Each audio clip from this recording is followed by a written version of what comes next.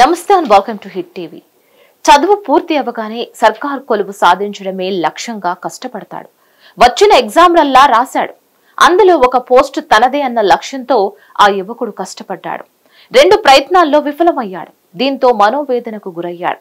అదే సమయంలో అక్క, తల్లి అనారోగ్యంతో మృతి చెందడం అతడిని మరింత కృంగదీసింది. 3వ సర్కార్ కొలువు కోసం ప్రయత్నించాడు. ఫలితం రాకముందే తనకు ఇక కొలువు రాదని 4 ఏళ్ల క్రితం ఉరివేసుకుని ఆత్మహత్య చేసుకున్నాడు. కానీ తనొకటి తలిస్తే విధి మరొకటి తలిచింది. ఆ యువకుడు చనిపోయిన 4 ఏళ్లకు ప్రభుత్వ ఉద్యోగం సాధించావంటూ పిలుపు వచ్చింది. ఉద్యోగంలో చేరాలంటూ ఇంటికి ఉత్తరం వచ్చింది.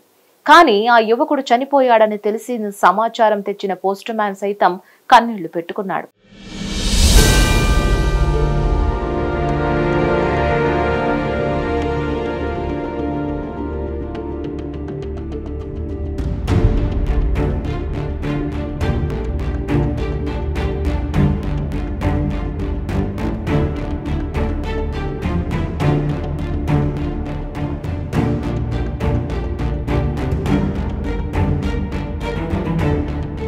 సింగరేణి పారిశ్రామిక ప్రాంతమైన మంచిర్యాల మందమర్రి పట్టణంలోని ఫస్ట్ జోన్ కు చెందిన సిద్ధంకి, మెండయ్య, సరోజ దంపతులకు 4 పిల్లలు.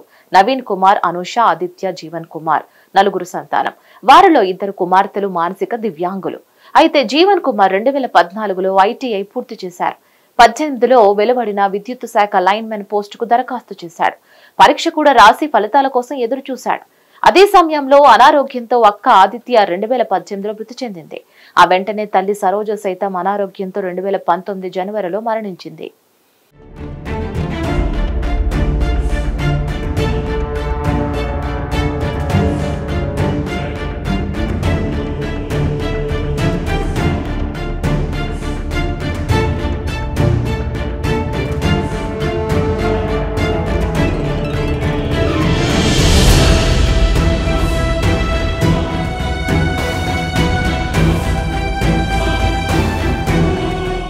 ఒక్క సంవత్సర కాలంలో తల్లి, అక్క మరణం, సర్కారు కొలువు రాలేదన్న బాధ మరోవైపు జీవన్ కుమార్ ను కుంగదీసింది. ఈ క్రమంలో మరో ప్రయత్నంగా సింగరేణి ఉద్యోగానికి ప్రయత్నించి విఫలమయ్యాడు. దీంతో అతడు ఇక బ్రతకడం సరికాదనుకున్నాడేమో 2020 మార్చి 15న ఉరి వేసుకుని మరణించాడు. జీవన్ ఆత్మహత్య చేసుకున్న ఏడాదికే అతని అక్క అనుష, తండ్రి మెండయ్య సైతం తనువు చాలించారు. 6 కుటుంబ సభ్యులు ఉన్న ఆ ఇంట్లో ప్రస్తుతం పెద్ద కొడుకు నవీన్ ఒక్కడే మిగిలాడు. 2018 నుంచి 20 వరకు 4 మరణించారు.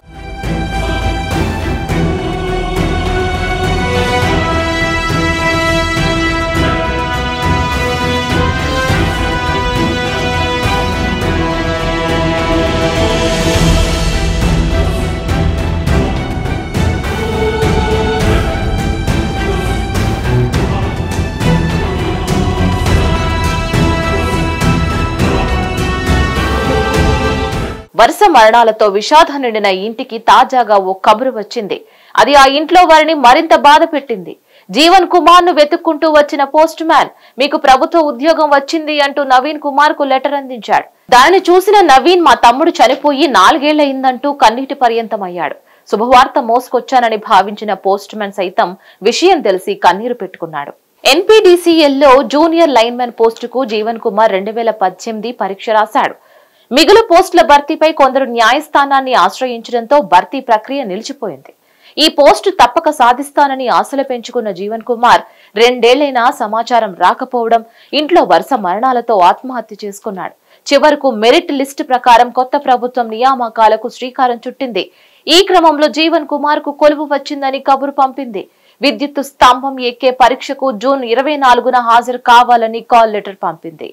ఏ ఉద్యోగం కోసం అయితే తన తమ్ముడు జీవన్ ఆత్మహత్య చేసుకున్నాడో ఇప్పుడు అదే జాబ్ కు కాల్ లెటర్ రావడంతో నవీన్ కన్నీరు మున్నీరవుతున్నాడు. హిట్ టీవీ యాప్ ని డౌన్లోడ్ చేసుకోండి. ఇందులో short news, live news, entertainment movies అన్ని అవైలబుల్ గా ఉన్నాయి. Please download hit TV app. Hit TV app hit TV app ని ఫ్రీగా డౌన్లోడ్ చేసుకోండి.